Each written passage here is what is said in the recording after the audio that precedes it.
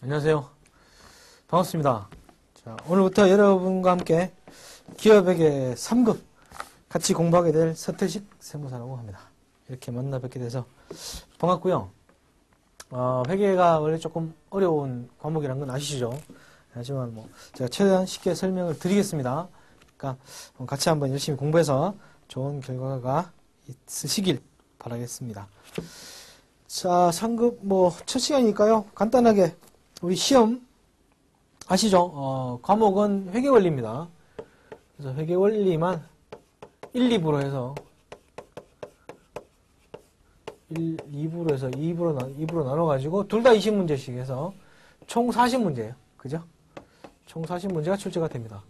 그래서 1부가 조금 이제 쉽고 1부는 완전히 그 회계 기초, 순환과정 이런 거라면 이제 2부는 조금 더 들어가서 이제 강론 이렇게 해서 나오는데 기본적으로 회계 원리이기 때문에 그렇게 어렵지는 않고요. 조금 쉬운 거 기본을 물어보는 걸로 해서 40문제 나오고 있습니다. 사지선다이고요. 40문제 사지선다이고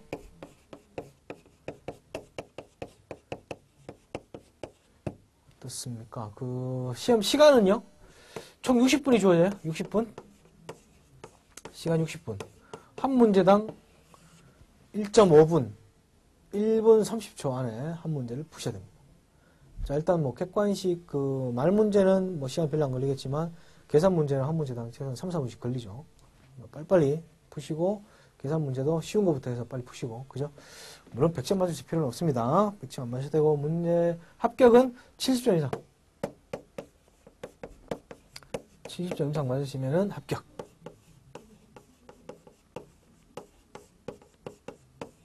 이상이 되시면 합격이 되십니다. 그래서 굳이 우리는 어차피 시험을 치시는 거잖아요. 그죠? 100점 맞을 필요는 없고 합격을 향해서 목표를 합격으로. 자, 수석한다고 나오는 거 아닙니다. 그죠? 합격 목표로 가시면 되고.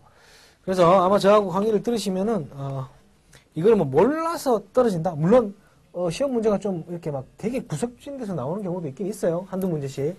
그런 건 과감히 포기하세요. 그것까지 다 맞추려고 그러면 공부 시간이 엄청나게 걸립니다. 그렇죠? 굳이 그렇게 하실 필요가 뭐 있으세요? 그죠? 합격을 하면 되는 거니까. 그런 문제들은 뒤에 가서 나중에 실무하시면서 공부하시면 되죠? 그죠? 굳이 여기서 다 알고 나는 실무를 하겠다?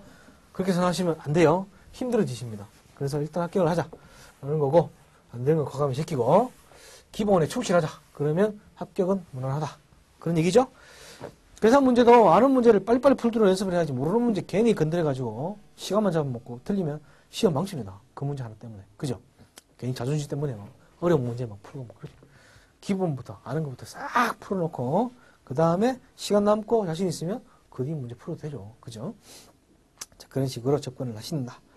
라는 얘기고요. 자, 눈에 보시면 되고요. 본론으로 들어가면 우리 교재가 지금 2급과 3급의 공용으로 교재가 나와 있어가지고 자, 첫 파트 보시면 회계 이론 해석 24페이지하고 나옵니다.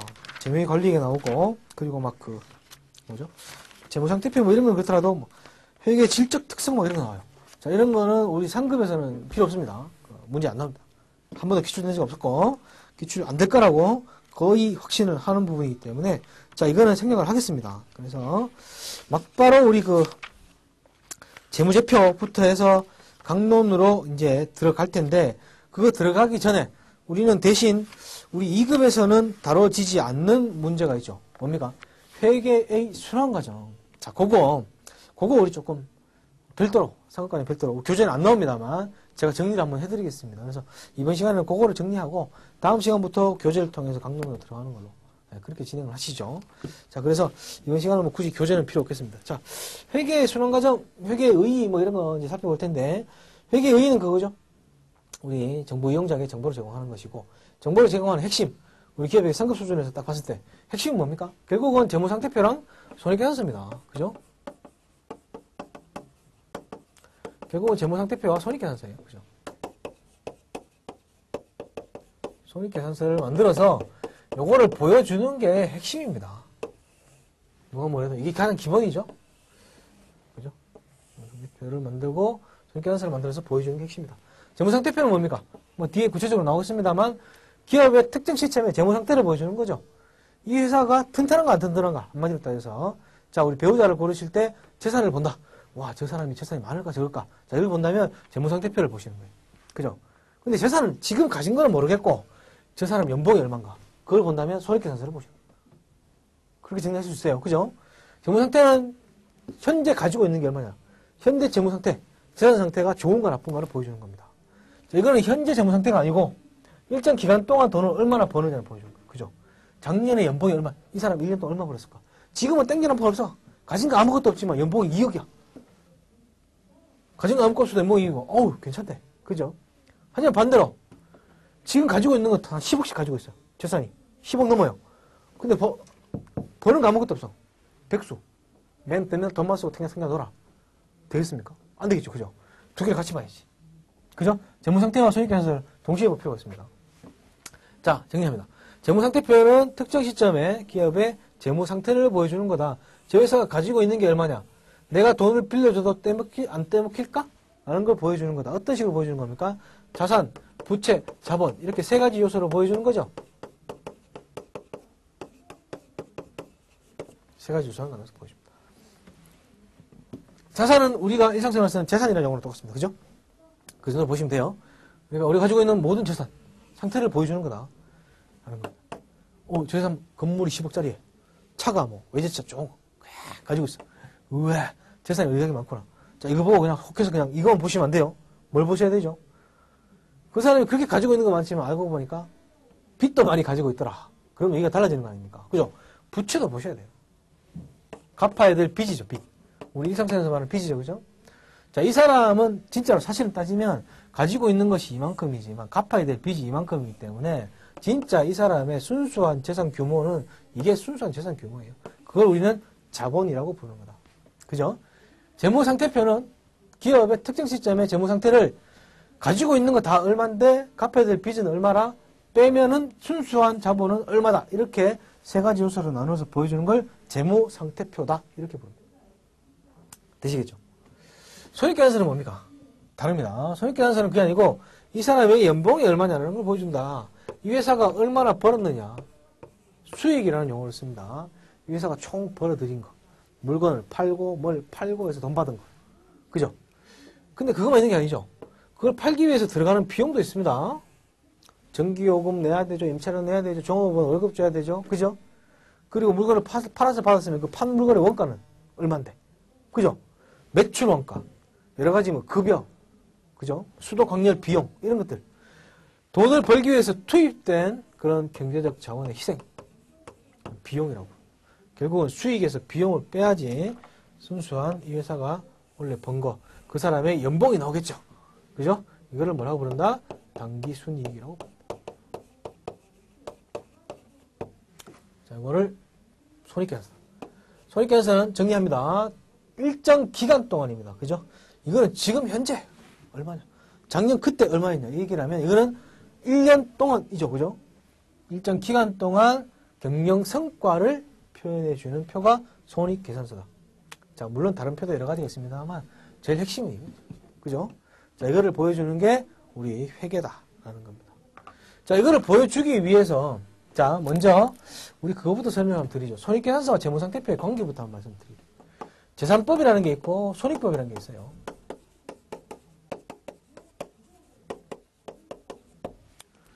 자, 1월 1일 날 이런 회사였습니다. 자, 자산이 1000이고 부채가 200 해서 자본이 800인 회사였습니다. 자, 1월 1일 날. 자, 1일 날 손익계산서는 없죠. 이제 시작했는데 뭐. 그죠? 이제 일정 기간 동안의 손익을 보여주는 거다. 1월 1일 날 시작했는데 12월 31일 딱 됐어요. 열심히 장사를 했습니다. 12월 31일이 됐더니 이 회사가 자산이 1200이 됐어요. 그럼 어떻게 됩니까? 부채는 변동 없어요. 빚은 그대로예요. 그러면 이 회사는 자동으로 자본이 늘어난 겁니다. 200이 된 거죠. 그죠? 자산이 1000에서 1200으로 늘어났어요. 그죠? 200만큼이 더 늘어난 거죠?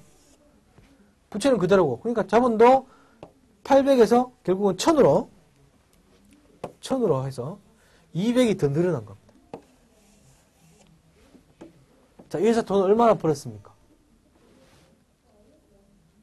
1년 동안 얼마 벌었어요, 이 회사? 200 벌었잖아요. 그죠?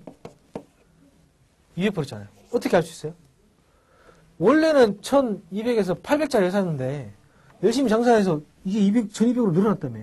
그만큼 이게 200 자본이 늘어났다며. 돈 번 거지 그게. 그죠? 회사가 재산이 더 많아진 거 아닙니까? 부채는 그대로인데 재산이 더 많아진 거 아닙니까? 자본, 순재산이 더 많아진 거 아닙니까? 돈 번 거예요. 그죠? 자, 이 회사의 이익이 원래 200이다. 어떻게 계산했습니까? 재산법, 재산법. 결국은 재산법은 기말 자본에서 기초 자본을 빼면 당기순이익이 나온다.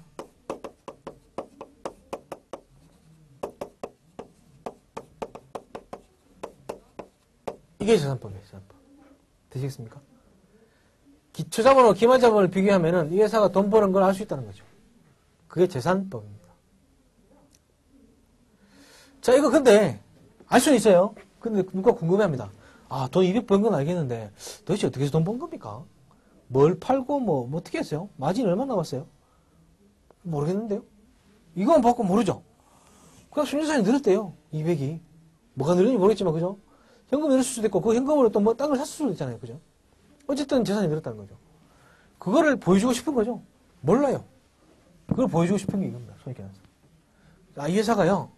이렇게 200이 늘었는데 어떻게 늘었냐 하면 한번 보세요. 이게 물건을 팔아가지고요. 300이 벌리더라고요. 물건을 200짜리 사서 300이 팔았어요. 그리고 그래가지고 200 여기 비용 200 들어갔고 그죠? 거기다가 또 저기 뭐 그 이자 같은 거 받아가지고 또 이자 100 들어왔어요. 그랬더니 400에다 200 빼서 200을 벌었던데요. 이렇게 보여주는 겁니다. 이 200 번 거에 대해서 구체적인 내용을 보여주는 게 손익계산서예요. 손익법. 손익계산서를 통해서 수익에서 비용을 빼서 당기순이익을 계산할 수도 있어요. 그걸 우리는 손익법이라고 부릅니다. 자, 정리합니다. 결국은 이 손익계산서라는 표현요, 가만히 보면 이 한 해 동안 재무상태표가 움직인 거 있죠. 그죠? 물론 자산끼리 부채끼리도 움직일 수 있어요. 근데 순수하게 돈을 번 거 있잖아요. 이 돈을 벌기 위해서 자산이 늘었거나 줄어들거나 하는 거에 대해서 결국은 자산이 늘면 자본도 느는 거죠. 부채가 가만히 있다 가정을 하면 부채는 이제 가만히 있다. 얘는 그냥 가만히 있다 가정을 하면 얘가 늘면 자본도 느는 거예요. 그죠? 얘가 줄면 자본도 줄는 거예요. 그죠? 이 내용을 다시 보여주는 겁니다. 이거 자산이 늘어서 자본 늘었네? 왜 늘었어? 물건 팔았어요. 수익으로 보여주는 거예요. 그죠? 여기 돈 나가고 자본 줄었네? 왜 줄었어? 아, 이거 이자금이 저기 정지로 나간 건데. 아니면 또는 매출원가 나간 건데요. 비용을 보여주는 거예요. 결국은 이 자산 재무상태표의 변동, 경영활동으로 인해서 자본이 변동된 부분을, 그죠? 결국은 자본의 변동이죠. 자산이나 부채끼리 지네끼리 왔다 갔다 한 건 모르고 자본이 변동한 거를 다시 한번 보여주는 게 손익계산서입니다. 정리를 하면 나중에 결국 이거는 이쪽으로 가는 거예요. 기말에. 결국은 자산이 그만큼 늘었네? 이렇게 합니다. 기준에 보면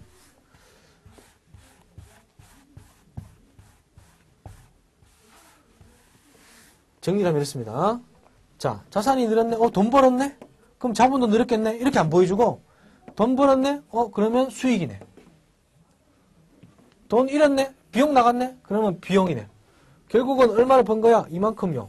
오, 이거는 원래 자본이지? 이건 원래 자본이. 자본이 는 걸 보여준 게 이거죠? 자본이 줄어드는 게 보여준 게 이거예요. 그죠? 결국 자본이 순수하게 이만큼 늘었겠네? 아, 여기다 갖다 붙이면 되겠네. 여기다 갖다 붙이면 자본이 이만큼 늘었네? 맞지? 200. 200 맞아요. 그러면 오케이. 끝. 이렇게 되는 겁니다. 이게 재무상태표와 손익계산서의 관계예요. 결국은 순자본의 증가, 영업활동으로 인해서 순자본의 증가를 보여주는 게 손익계산서다. 결국은 손익계산서의 내용은 마지막에는 자본으로 다시 돌아가야 된다. 아는 겁니다. 그렇게 한번 정리하시고요. 손익계산서와 재무상태표의 관계예요. 자, 다시 한번, 그리고, 자, 그거 넘어가고, 결국 우리가 기중에 회계순환과정이라고 하는데, 기중에 해야 될 게 뭐냐 하면, 이렇게 재무상태표와 손익계산서를 만들기 위해서, 보세요. 자, 기말에 결국은 이걸 보여주자면서요. 자산이 얼마고, 부채가 얼마고, 자본이 얼마인지를 보여주자면서요. 그죠? 그러면 기말에 가서, 이제 재무상태표 만들자. 자, 현금 얼마 있냐? 1,000원요. 자, 부채는 얼마 있냐? 200원요. 쓰면 되죠. 그죠? 조사해서 쓰면 됩니다. 근데 이게 정말 기업에서 이거 기말에 한 번에 다 조사할 수 있을까요? 못해요. 그죠? 얼마나 많은데. 재고자산도 무지하게 많죠. 샀다 팔았다 하죠. 현금도 들었다 놨다 들었다 하죠. 그죠? 건물도 지었다가 팔았다가 땅도 샀다 팔았다 하죠. 그거 기말에 나가서 어떻게 다 조사합니까? 기말 결산 때 3개월 동안 죽지. 전직으로 달려들어서 그거 조사해. 그죠? 못합니다. 그렇기 때문에 우리는 뭘 하냐면 재무상태표를 그리기 위해서 기중에 만약에 예를 들어 이걸 이제 계정 과목이라고 그래요. 하나하나 자산이면은 자산 중에 현금도 있고 뭐 차도 있고 그렇잖아요. 그죠? 자, 이런 거 다 하나하나 분리해서 표현하는 걸 계정 과목이라고 부릅니다. 자, 여기에 대해서 우리는 뭘 해주는 겁니까? 기중에 변동이 되면 계속 적어줘요. 기말에 우리가 이게 현금 1,000원입니다. 라는 걸 표시하기 위해서 어떻게 하냐 하면 현금이라는 계정을 딱 만들어 놓습니다. 만들어 놓고 현금이 원래 재무상태표 어디에 나오는 거지? 왼쪽이요. 왼쪽을 뭐라고 부르죠? 차변이요. 그죠? 오른쪽은 뭐라고 부르죠? 대변이라고 부릅니다. 자, 이건 앞으로 보면 계속 나와요. 자, 현금은 재무상태표 차변 왼쪽에 적는 겁니다. 그래? 그러면은 현금은 들어오면은 이쪽에 적어야 되겠다? 이런 겁니다. 현금이 들어온 게 1,000원 들어오고 나간 게 500원 나가고 또 들어온 거 1,500원 들어오고 나간 것도 1,000원 나가고 또 500원 들어왔어요. 이렇게 된 겁니다. 들어오고 나오고 들어오고 나오고 막 이렇게 된 거예요. 그러면 들어올 때는 왼쪽에 적어주고 그죠? 현금 나갈 때는 오른쪽에 적어줍니다. 들어오고 나갈 때마다 계속 이걸 적어줘요. 적어주면 어떻게 돼요? 기말에 가서 자 이제 재무상태표 만들어 보자. 자 보니까 자 들어온 거는 다 합치니까 2,000, 3,000 들어왔네요. 자 나간 거는요. 나간 거는 1,500 나갔네요. 잔액은 얼마입니까? 1,500원 남았네요. 그러면 기말에 1,500 있는 거 맞죠? 확인해보고 여기에 1,500원 이렇게 적어주면 됩니다. 그죠? 우리가 기중에 이걸 해야 된다고. 기중에 계속 들어오고 나가는 거를 계정과목표를 적어줘요. 차도 마찬가지입니다. 차량 운반구라는 계정을 딱 만들어 놓고 그죠? 물론 지금은 전산으로 다 되죠. 옛날에 그랬어요. 진짜 만들어 놓고 장부 만들어 놓고 차 샀어? 여기 적어. 차 팔았어? 여기 적어. 그래야 된다. 그래야지 기말에 차가 얼마 남았네요. 차도 뭐 몇십 대지, 큰 회사들은 몇십 대지 막 샀다 팔았다 하잖아요. 그죠? 업무용 차량도. 그죠? 그럼 기말에 조사해봐. 들어온 거는 이만큼이고 나간 거 이만큼이니까 이만큼 남아있습니다. 그래? 그러면 여기 적어. 이렇게 되는 거죠. 기중에 이걸 해야 된다. 그죠? 계정이 변동되는 것마다 적어주는 겁니다. 이걸 뭐라고 그런다고? 총계정 원장. 이런 식으로 이걸 원장이라고 그러거든요. 계정 원장이라고 그러거든요. 원래 장부란 뜻입니다. 이 계정의 원래 장부. 들어오고 나간 게 다 기록되는 장부. 이걸 다 한꺼번에 모아서 가지고 있는 장부를 총계정 원장. 지금 전산으로 그냥 뽑히죠. 옛날에 진짜 장부가 있었어요. 뒤져보면 페이지마다 계정 과목 다 적혀 있었고 들어오고 나오고 다 적었습니다. 어떻게 그거 했을까? 옛날에. 그죠? 옛날에 그렇게 했대. 자, 이거 자산 계정이면 이렇게 적히겠죠. 자, 부채 계정이다. 그러면 어떻게 될까요? 빚이다, 빚. 차입금. 자, 은행에서 돈 빌려면 우리 차입금이라는 계정을 씁니다.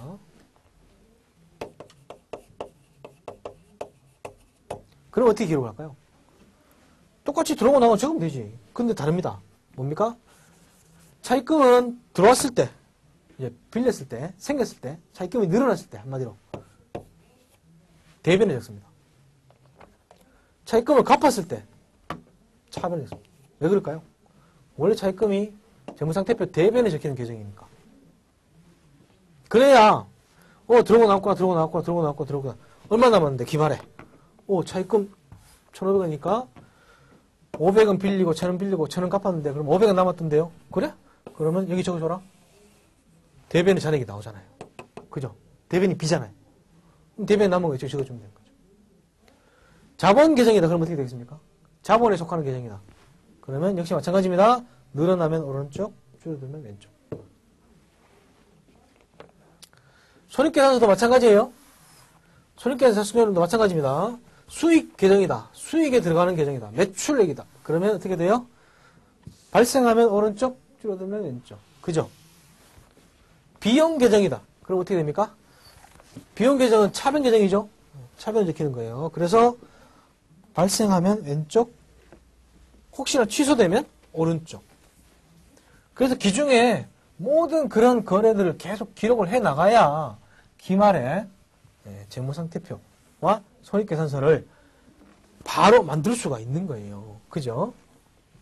자, 그래서 지금부터 회계의 순환 과정을 한번 살펴보도록 하겠습니다. 회계의 순환 과정.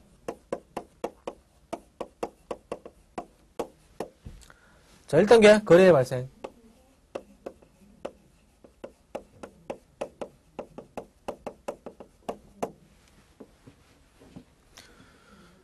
자, 거래다. 자, 우리 예를 한번 들어보겠습니다. 예를 들어서 어떤 거래가 있다고 가정을 하시죠. 자, 1월 1일 날 이 회사가 회사를 하나 차렸습니다. 자,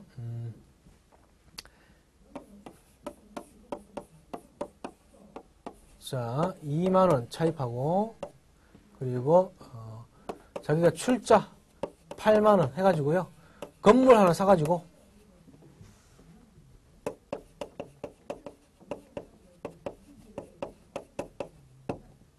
하여 창업 했다고 한번 가정을 해보시죠.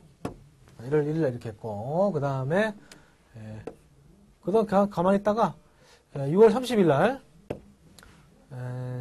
A 회사하고 건물 임대차 계약을 했대요.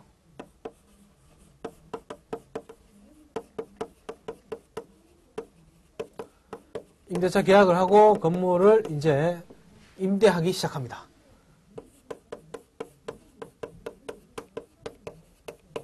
임대하기 시작합니다. 그 다음에 이때 뭐 종업원도 하나 채용하고요. 종업원 일명 채용.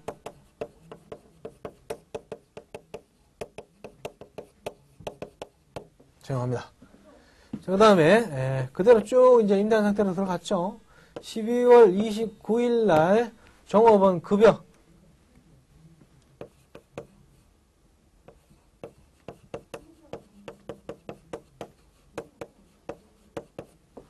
종업원 급여 얼마 할까요? 10,000원만 줄까요? 종업원 급여 하고 종업원 급여 10,000원 지급하시죠. 10,000원을 지급을 했습니다. 그 다음에 12월 31일 날 A 회사로부터 임차료, A 회사 입장에서 임차료고 우리 빌려준 회사에서는 임대료죠. A 회사로부터 임대료 3만원만 받을까요? 3만원을 5만원 하시죠. 6만원 하시죠. 하기 쉽게 받았답니다. 6개월치 임대료를 받았답니다. 6개월치 임대료를 6만원 쓰겠다. 자, 이렇게 해서 1년이 지난 거예요. 자, 이런 사건이 생겼습니다. 자, 우리 회계 입장에서 처음에 거래의 발생 단계부터 출발을 합니다. 자, 여기서 회계 입장에서 신경 안 써도 되는 게 있어요. 뭡니까? 요겁니다, 요거. 자, 이거 회계 입장에서 우리 거래라는 말은 그거예요. 회계 입장에서 거래라는 말은 회사의 자산, 부채, 자본의 변동이 생기는 것만 우리는 거래라고 봅니다. 회계 입장에서 거래다 하는 거는 자산, 부채, 자본의 변동이 생겨야 돼요. 그게 없으면 아무리 일상생활에서 거래라고 불러도 우리는 거래라고 부르지 않습니다. 자, 이거 건물 임대차 계약 체결했대요. 일상생활에서 거래한다고 표현하죠. 종업원 채용했대요. 거래한다고 표현하죠. 회계에서는 거래가 아닙니다. 계약만 체결했지 지금 우리 회사 뭐 자산, 부채, 자본의 변동 생기겠네. 빚을 뭐 졌나요? 우리가 뭐 돈을 받았나요? 아니죠. 아무것도 바뀐 게 없죠. 돈 번 게 있나요? 그냥 계약만 체결하고 지금 빌려주기 시작한 거예요. 막, 그죠? 변동이 없어요. 거래 아닙니다. 종업원 채용? 거래 아닙니다, 이거. 그죠? 종업원 채용한 게 자산, 부채, 자본에 변동이 있습니까? 종업원 우리 회사의 자산 아니에요? 종업원은 그냥 우리 회사에 계약해서 근로를 좀 제공해 주세요. 계약만 한 거지. 그게 뭐 우리가 뭐 종업원에 사고 팔고 합니까? 아니죠. 그죠? 자산 아닙니다. 그냥 계약만 한 거랑 똑같아요. 그죠? 제가 회계상의 거래가 아닙니다. 거래를 인식하지 않습니다. 하지만 이런 것들은 부채 생겼죠. 자본 생겼죠. 자산 생겼죠. 그죠? 비용 발생하면서 현금만 나갔죠. 자산 부채 변동 생겼죠. 임대료 돈 받았죠. 수익 발생하면서 자산 생겼죠. 다 거래입니다. 그죠? 얘는 거래가 아니에요. 거래 자체가 아니기 때문에 회계상으로는 완전 무시되는 그런 겁니다. 또 반대로 이런 것도 있죠. 회사의 건물이 홀라당 타버려가지고 건물이 폭삭 내려앉았다. 자, 이거 거래라고 부릅니까, 우리? 사고라고 부르죠. 하지만 회계상은 거래예요. 왜? 건물이라는 자산이 없어졌잖아요. 자산의 감소, 자산이 변동했잖아요. 거래입니다. 회계처 내줘야 됩니다. 차변에 유형자산 처분손실, 대변에 건물, 자산 감소. 그죠? 네, 그렇게 해줘야 된다. 얘기죠. 자, 그래서 거래라는 거, 거래인 것, 거래 아닌 것. 이거 구분할 수 있어야 돼요. 우리 상급은 이게 시험에 나옵니다. 그래서 맨 먼저 단계는 거래 발생입니다. 그 다음 두 번째 단계. 분괴입니다. 분괴. 자, 분괴라는 것은 우리가 결국은 이제 분괴 다음에 오는 것이 원장의 전기인데, 전기라는 게 제가 앞에 설명드린 그게요. 옮겨서 적는다는 뜻인데, 결국은 분괴한 내용을 옮겨서 적으면 어디 적느냐? 이걸 총계정 원장에 적는 거예요. 아까 말씀드렸죠. 예를 들어서 현금이라는 계정이다. 아, 현금은 자산이라는 계정이기 때문에 늘어나면 차변에 적고 줄어들면 대변에 적자. 이걸 해줬는다 말이야. 그래서 나중에 기말에 모아가지고 잔액이 얼마냐? 들어온 거 얼마고 나간 거 얼마니까 잔액이 얼마 남았습니다. 그거를 갖다가 재무상태표에 적어줘라. 이게 기본이 핵심이다. 우리 회계에. 그죠? 이걸 적기 위해서 그 전에 먼저 해보는 게 분괴예요. 이거를 딱 보고 바로 이쪽 자 차입 2만 원이야. 부채 계정에 적자. 또 출자 8만 원이니까 자본 계정에 적자. 바로 이렇게 막 그거 거래만 본 거 생긴 거만 보고 이렇게 하면 그것도 말로 일일이 적어야 돼요. 말로 일일이 쫙 적어가지고 그걸 보고 일일이 이거 옮기다 안 돼요. 힘들어요. 그리고 틀릴 수도 있어요. 그렇기 때문에 자 이거를 미리 자 분괴 정의입니다. 분괴 전기 총계정 원장에 적기 전에 전 단계로서 미리 어느 계정 어느 변에 차변이냐 대변이냐 어떤 계정에 할 거냐 어느 변에 갈 거냐 얼마로 적을 거냐 그거를 결정하는 게 분괴입니다. 자 1번이 만약에 이거라면 그죠? 2번은 분괴를 한번 해보겠습니다. 첫 번째 1월 1일 차입이 2만원 생겼고 출자가 8만원 생겼고 건물 구입했다. 건물이라는 자산이 생겼죠? 건물이라는 자산 계정에 적어주세요. 어느 변에요? 차변에요. 왜? 자산이 늘어났기 때문에. 자산은 늘어나면 차변 줄어들면 대변이라며. 그죠? 차변. 왼쪽이 차변이에요. 적어주세요. 얼마 적을 거예요? 얼마짜리 건물이에요? 돈 빌리고 뒷돈 내고 해서 10만원짜리 건물 산 거죠? 건물 10만원. 자, 우리 복식부기입니다. 복식부기. 복식부기 원리입니다. 복식부기. 복식부기. 회계는 복식부기 원리에 기초하고 있습니다. 부기가 장부를 기록하는 거거든요. 단식부기는 우리 그거예요. 가계부. 10만원 주고 이런 식으로 그죠? 10만원 주고 건물 사왔다 그러면 가계부에 뭐라고 적습니까? 현금 10만원 마이너스. 그거밖에 안 적죠? 이유는 그 말로 적겠죠. 건물을 샀음.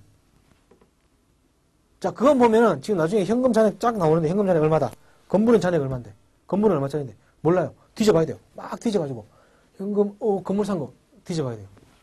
복식부인 그렇게 안 합니다. 현금 주고 건물 샀어요? 그러면은 현금 나갔음, 건물이 생겼음. 두 개를 다 적어요. 그러니까 현금이라는 그 계정에 현금 나간 거 적고요. 건물이라는 계정에 건물 들어온 거 적어요. 이게 복식부기, 복식부기. 모든 거래는 복식부기에서는 항상 원인과 결과 양쪽으로 나눠서 항상 두 개로 기록이 됩니다. 그게 우리가 나타나는 게 계정과목 차변과 대변으로 나타나요. 무조건 차변과 대변에 계정 과목이 2개, 3개, 뭐 10개, 1개 이렇게 될 수 있어요. 숫자는 다를 수 있어도 금액은 합계 금액은 무조건 똑같다. 무조건 똑같아야 돼요. 틀리면 안 돼요. 그럼 불변의 진리입니다. 대차 평균의 원리.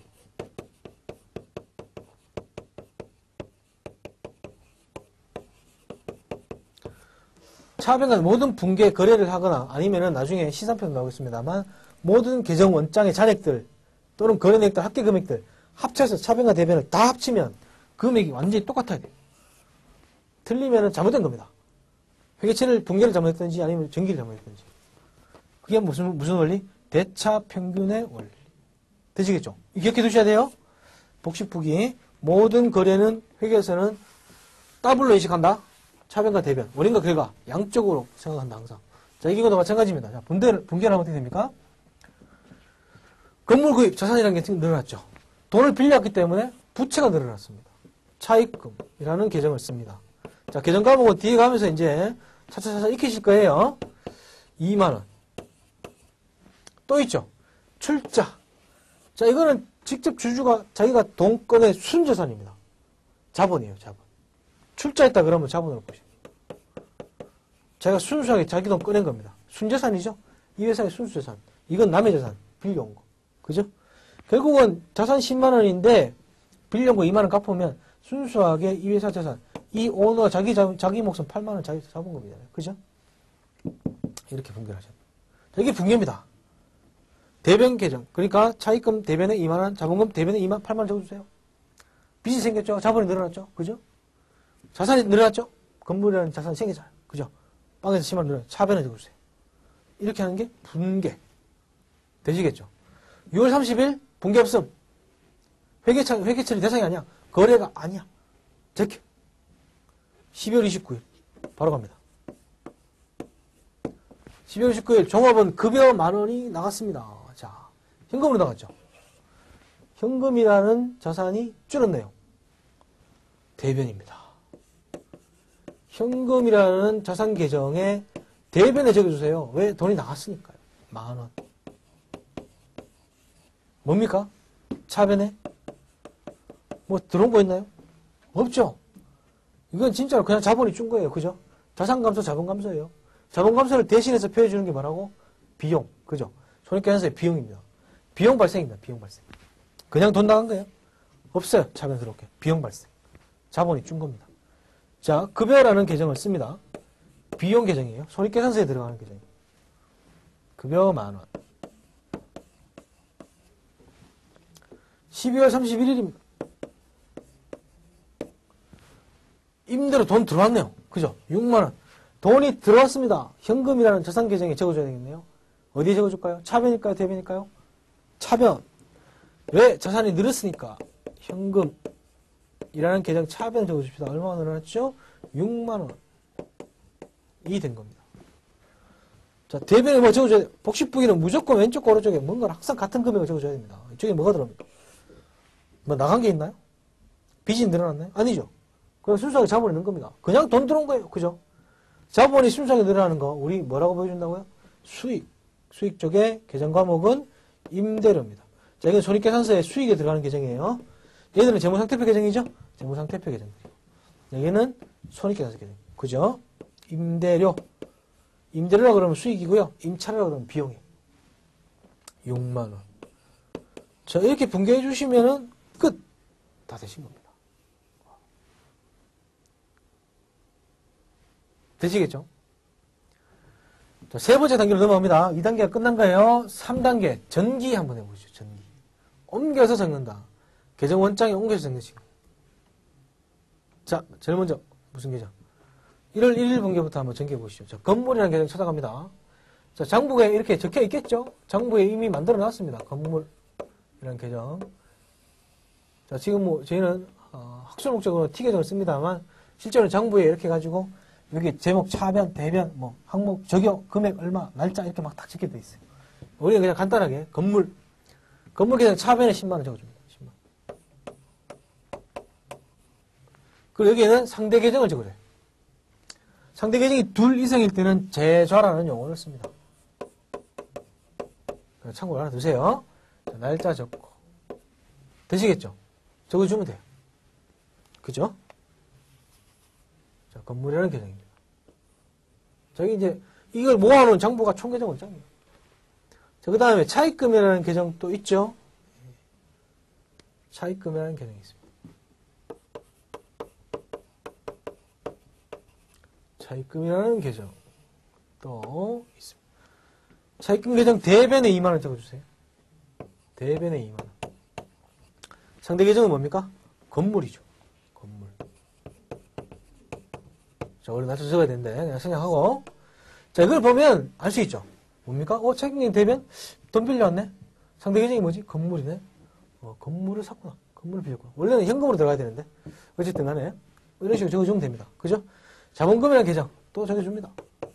전기하는 거예요. 전기. 붕괴를 한 거 보고 지금 하나하나 적어가면서 이걸 적는 겁니다. 그죠? 자본금이라는 계정 대변을 적어주세요. 8만원.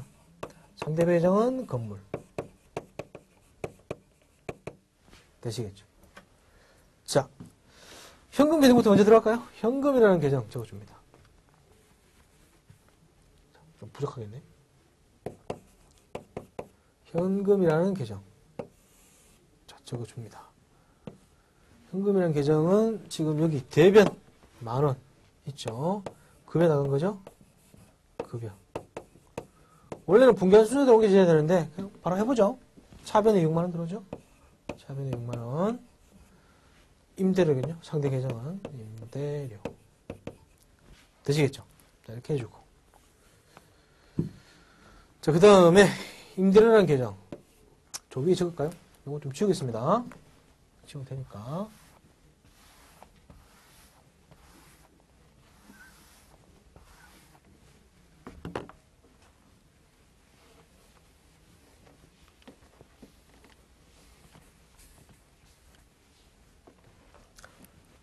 자, 임대료.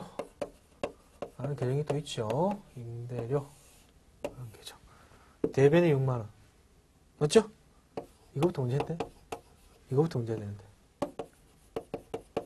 그 다음에 급여라는 계정. 차변에 만원. 그죠? 차변에 만원 적어주세요. 상대 계정은 현금. 자, 이렇게까지 하면 전기가 다 끝난 겁니다. 거래가 발생한 것에 대해서 분개를 했고 그 분개된 내역을 보고 지금 하나하나 다 이 계정 원장에 다 옮겨 적어준 거죠. 자, 이게 다 모아놓은 장부를 뭐라 그런다고요? 총계정 원장. 총계정 원장을 보면 임대료가 지금 들어왔구나. 발생했구나. 혹은 줄어들었구나. 취소됐구나. 급여가 발생했고 취소됐구나. 건물이 늘어났고, 차입금이 늘어났구나. 자본금이 늘어났구나. 다 볼 수 있다는 거죠. 그죠? 각 계정별로 변동 내역이 다 나옵니다. 자, 이 상태로 재무상태표, 손익계산서 만들면 되죠. 그죠? 만들면 됩니다. 만드실 수 있겠죠? 쉽죠? 그죠? 어렵지 않습니다. 자, 근데 하나가 있어요. 자, 여기까지가 보통 기중에 이렇게 하는 거죠. 기중에 이렇게 하는 거라면 결산 단계로 이제 들어갑니다. 여기까지는 기중이면 여기까지 기중 단계입니다. 기중. 기중에 이렇게 하는 거라면 이제 결산 단계로 한번 들어가 보시죠. 결산 단계로 들어가면 이건 좀 지우겠습니다. 지금까지 해놓고 4번 결산 단계.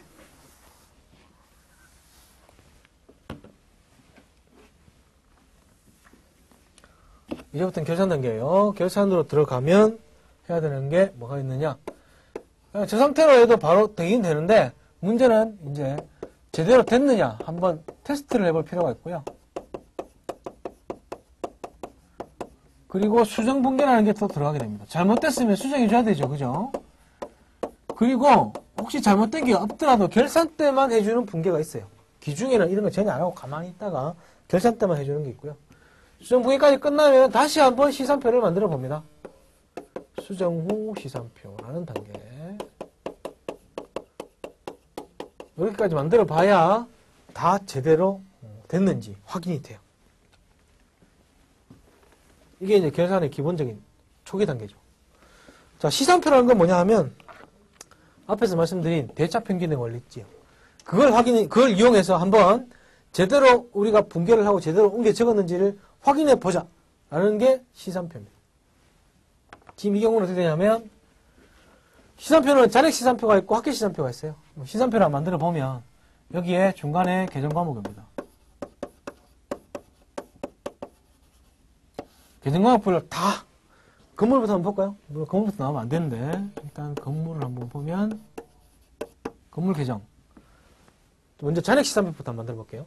잔액 시산표면 잔액식이면 계정의 잔액만 보여줍니다. 그래서 이렇게 해가지고 이렇게 해서 건물 계정 차변 대변이면 잔액만 한번 적어보는 거예요. 건물 계정 잔액 차변 잔액 10만원이죠. 10만원. 차입금 대변 잔액 2만 원이죠? 차입금 적고 대변 잔액 2만 원. 자본금 대변 잔액 8만 원이죠? 자본금 대변 잔액 8만 원. 그 다음에 현금 차변 잔액 5만 원이죠? 현금 차변 잔액 5만 원. 그 다음에 임대료 대변 잔액 6만 원. 임대료 대변에 6만 원. 급여 차변에 만 원.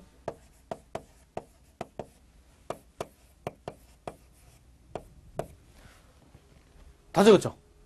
모든 계정에 있는 모든 계정들을 모아서 그 계정의 잔액 다 옮겨 적어 본 겁니다. 개 얼마죠? 16만 원. 얼마죠? 16만 원. 똑같네! 자, 이러면은 일단 문제 없다고 넘어가는 거죠. 그죠? 그러니까, 기본적으로 분계도 우리 차변과 대변금을 똑같이 했을 거고, 전기도 그대로 그걸 옮겨 적은 거잖아요. 그죠? 여기 막 이렇게 적은 거잖아. 그거를 차변과 대변을 다 합쳐보면, 결국은 차변과 대변금이 같아야지. 틀리면 안 된다는 거죠. 틀리면 분계를 잘못했다든가, 옮겨 적을 때 잘못 옮겨 적었다든가. 자, 이렇게 대차 평균의 원리를 이용해서 정확성을 검증해 보는 게 시산표입니다. 시산표. 자, 이건 잔액식이고요. 합계식이면 뭐가 달라집니까? 합계식은 별다른 거 없어요. 잔액식은 양쪽에 두 개를 비교해서 잔액만 이렇게 적어준 거죠. 합계식은요, 양쪽의 금액들 다 적어주는 겁니다. 지금 이 경우에는 다 똑같죠? 얘만 지금 양쪽 금액 나왔죠. 얘들은 지금 다 한쪽만 나오니까, 그죠? 얘들은 잔액이랑 다른 거 없을 거예요. 얘는 지금 합계 금액 적어준다는 말은 현금이다. 아까는 차변 잔액 5만원에다 이거만 적어줬잖아요. 이렇게 안 적어주고, 여기에 6만원. 여기에 만원. 양쪽 모두를 적어주는 걸 합계 시산표라고 합니다. 모든 발생한 금액을 차변과 대변 합계 금액을 다 적어준다고. 그래도 결과는 뭡니까? 똑같네. 17만원, 17만원. 똑같아야 돼요. 틀리면 안 돼요. 그래도 틀리면 안 되죠. 그죠? 모든 금액들은 차변과 대변이 동시에 발생한 거기 때문에. 잔액식이든 합계식이든. 또는 합계 잔액식도 있어요. 합계 잔액식이라고 그래가지고, 여기는 합계 금액. 이 옆에 또 한 더 만들어서 잔액 금액 보여주는 거. 합계표와 합계 시산표와 잔액 시산표를 합쳐놓은 거라고 보시면 돼요. 그게 합계 잔액식입니다. 되시겠죠? 자, 여기 시산표입니다. 시산표. 대차 평균의 원리를 이용해서 분계 그리고 전개의 정확성을 검증해 보는 표다. 라고 보시면 되겠습니다. 되시겠죠? 자, 이게 시산표. 자, 시산표는 대차 평균의 원리를 이용해서 확인해 보는 거라고 했죠. 시산표로도 검증되지 않는 오류가 있습니다. 뭡니까? 시산표는 대차 평균의 원리를 이용하기 때문에 왼쪽 오른쪽 똑같이 틀려버렸다. 예를 들면 5만원인데 착오로 차변도 5천원 대변도 5천원 이렇게 적어버렸다. 이거는 시산표로 검증이 안 돼요. 왼쪽 오른쪽 똑같은 금액이 나왔기 때문에 대차 평균은 된다고. 그지? 잘못했는데 대차 평균으로 딱 맞게 들어가 버리면 검증이 안 돼요. 그죠? 이 시산표는 무조건 모든 오류를 100% 잡아낸다 그러면 거짓말이에요. 그건 아니고, 근데 대차 오류가 있는 걸 통해서 그래도 한 번은 검증해 준다는 의미가 있는 것이지, 모든 오류가 100% 잡힌다는 건 거짓말입니다. 그건 아니고, 그래서 양쪽이 동시에 똑같이 나오면은, 똑같이 잘못되면 걸러낼 수가 없다. 아니면 아예 회계처리를 완전히 빼먹어버렸다. 자, 이것도 검증 안 되죠? 양쪽에 동시에 똑같은 금액이 안 들어가 버린 거잖아요. 그죠? 혹은 또 뭡니까? 계정 과목을 잘못 썼다. 이것도 검증 안 돼요. 계정 과목은 검증 못하고 할 수가 없습니다. 금액만 똑같이 들어가면은 시산표에서는 검증이 안 돼요. 또는 분계를 이런 거예요. 원래 5만원인데 금액이 이쪽에 5만원 넣고 이쪽에 실수로 3만원 넣었어요. 에잉? 이 상태면 바로 걸리죠. 근데 다른 거래가 6만원짜리 거래가 있었어요. 근데 이쪽에 6만원 적고 이쪽에 실수로 8만원 적어버렸어요. 이게 다른 거래인데 어떻게 하다 보니까 우연히 서로 상기가 돼버린 거죠. 합치면 11만원, 합치면 11만원. 이럴 수도 있어요. 이래도 시산표에서는 검증이 안 된다. 어쩔 수가 없다. 그죠? 자, 그래서 시산표의 한계도 같이 알아두세요. 자, 시산표 이런 식으로 검증을 하는 건데 한계가 있습니다. 자, 그 다음에 수정분계라는 것은 뒤에 구체적으로 한번 보시겠는데요. 결산 때만 하는 분계가 있어요. 물론 오류가 있어서 분계하는 것도 있지만 결산 때만 하는 분계들이 있습니다. 예를 들면 단기매매증권 평가 손익계산하는 거 이런 것들. 자, 그런 것들은 시가가 매일매일 바뀌죠. 유가증권을 평가하게 되어 있습니다. 시가로 평가하게 되어 있는데 매일매일 바뀌는데 매일매일 그걸 적어줘? 매일 회계치를 해줘? 굳이 뭐하러 귀찮게. 관심도 없는데 사람들. 그죠? 관심도 없다는 게 아니라 매일매일 재무제표를 뽑아낼 게 아니잖아요. 그죠? 기말에만 정확하게 보여주면 되는 거죠. 근데 다른 것들은 변동이 막 심하고 그러기 때문에 이걸 기록해야지 나중에 그 잔액을 알 수가 있는데 이거는 기말에 시가 딱 보면 되잖아요. 그냥. 그럼 평가 한번 해주면 되잖아요. 그죠? 그런 것들은 결산 때 말하는 거예요. 그런 게 결산 수정분계 사항입니다. 뒤에 가서 구체적으로 한번 보실 거고요. 자, 그런 게까지 하고 나서 다시 한번 시산표를 만들어 봅니다. 그러면 수정 후 시산표가 나오고 그러면 끝. 자, 우리 이 예제에서는 수정사항이 없어요. 수정사항이 없습니다. 기말 수정분계 사항이 없기 때문에 그냥 넘어가죠. 수정 후 시산표까지 끝난 거예요. 그죠? 그 다음에 만들어 보는 게 뭐냐 하면 정산표입니다. 7번에. 자, 정산표는 우리 시산표와 손익계산서 대차대조표가 재무상태표가 한꺼번에 나오는 표예요. 그래서 이쪽에 시산표가 나오고 이쪽에 재무상태표, 손익계산서부터 먼저 나오죠. 손익계산서가 나오는 게 아니고, 네, 맞죠. 손익계산서. 이쪽에 이제 시산표 나오고, 정산표라는 아예 큰 제목 밑에 이게 이렇게 나와요. 여기서 재무상태표 이렇게 나와가지고, 그러니까 한마디로 손익계산서 재무상태표를 만들기 전에 한번 미리 만들어 보는 거라고 보시면 돼요. 지금 이 상태로도 만들 수 있죠. 그죠? 뭡니까? 손익계산서 항목이 뭐예요? 임대료죠. 그죠? 이쪽에 이제 계정 과목 나온다고 치고, 그러면 임대료 해가지고, 시산표 금액 물론 있고, 여기에 나오죠. 6만원. 그리고 급여 만원 이렇게 나오죠. 급여 만원 이렇게 나오고. 손익계산서 계정은 이렇게 나오고요. 그죠? 차변 대변 해가지고, 차변 대변 나누죠. 진짜. 차변 대변 해가지고. 이쪽 해가지고, 대변 차변. 이것도 대변 차변.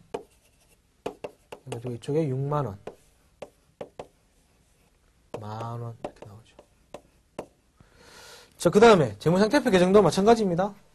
이렇게 해서 만들어 보는 거예요. 보시면 어떻게 됩니까?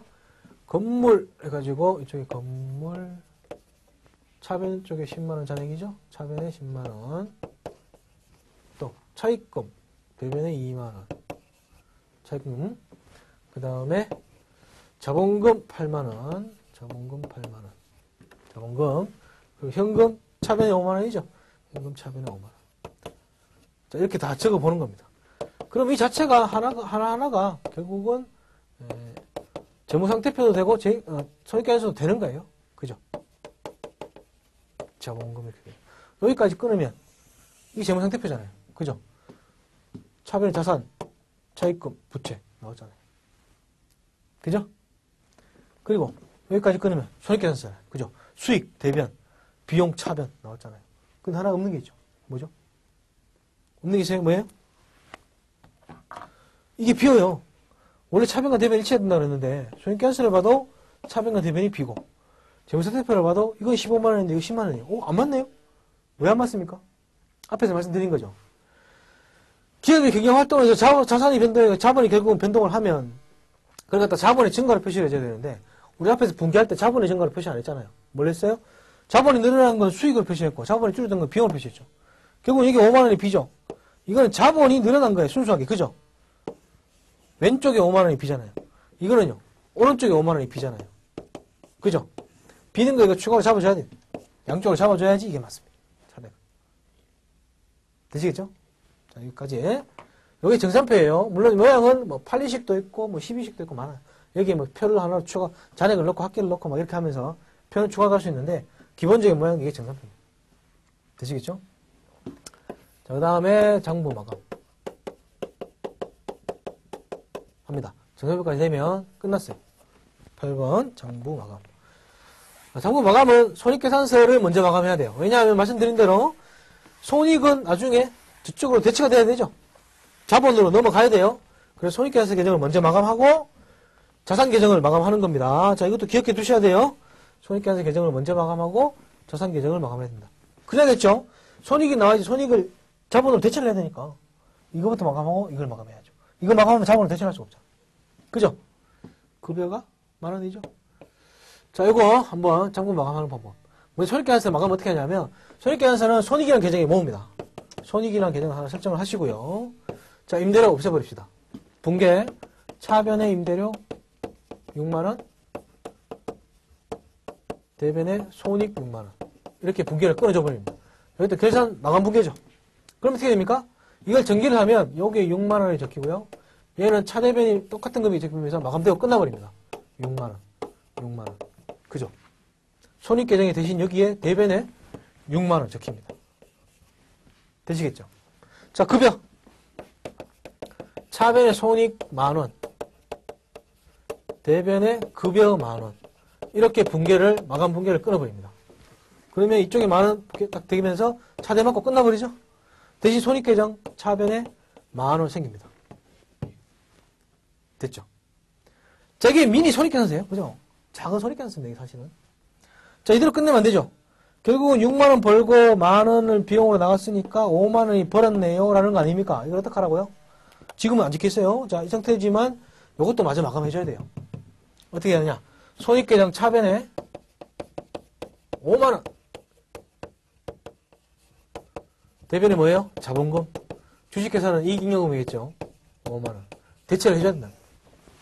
그러면 어떻게 됩니까? 여기 5만원 적히면서 마감되고 끝. 그러면서 어떻게 됩니까? 자본 계정에 5만원이 생깁니다. 3대 계정은 손익이죠.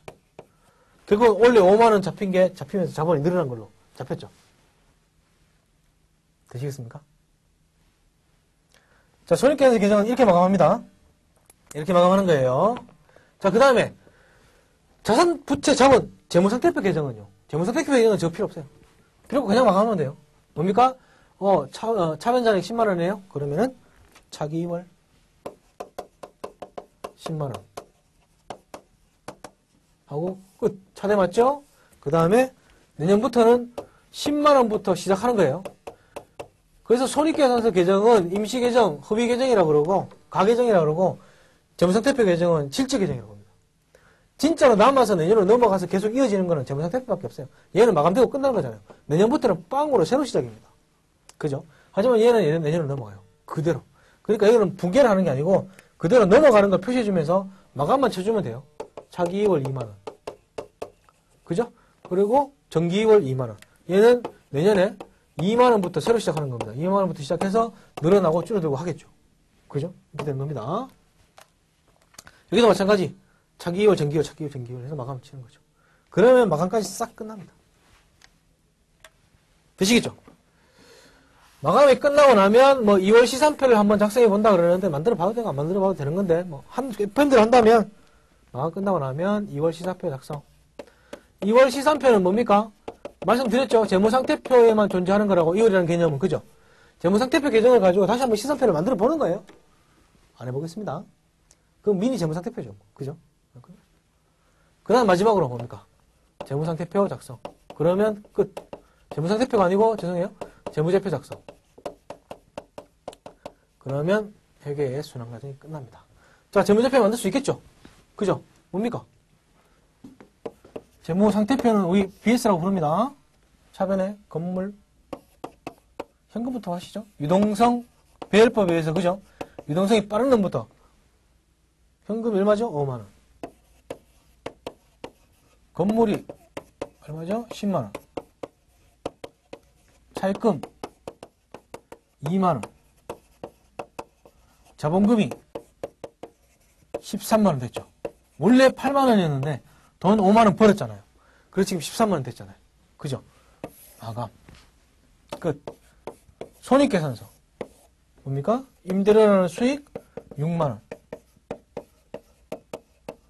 급여라는 비용 만원. 당기순이익 5만원. 이렇게 보여주고 차대 맞추고 끝. 그럼 손익계산서 완성. 이러면 한 해의 회계 순환 과정이 쭉 마감이 된 겁니다. 어떻습니까? 별로 어렵지 않죠? 아닌가요? 저야 뭐 맨날 하는 게 이거니까. 그죠?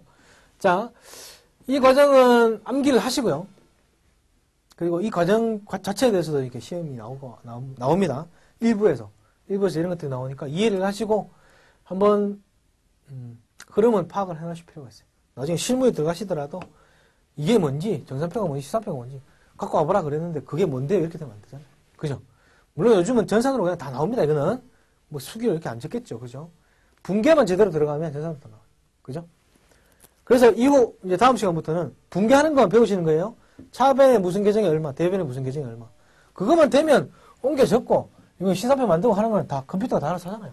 그죠? 이거는 그냥 사실 그냥 그거잖아요. 문서 작업이잖아요. 그죠? 이거 회계라고 볼 수는 없죠. 문서 작업이니까. 우리 하는 거는 이제 차변에 무슨 계정이 얼마, 대변에 무슨 계정이 얼마 들어가야 된다. 어떤 거래가 발생했을 때 그거를 이제부터 공부를 하시는 겁니다. 아시겠죠?